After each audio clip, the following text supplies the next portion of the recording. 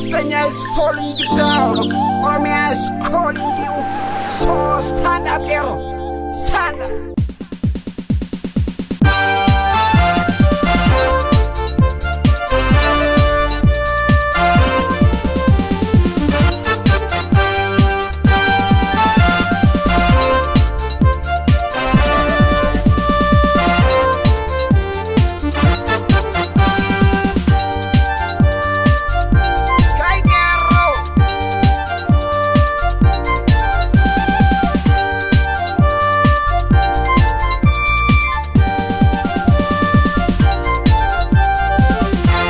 Dina jala bobba afgalti saani fini saati jiran qabsoo wal jaarani saba saaniif jecha laatan lubbuu qaanii isin cinaa jirra jennaan qeerroodhaani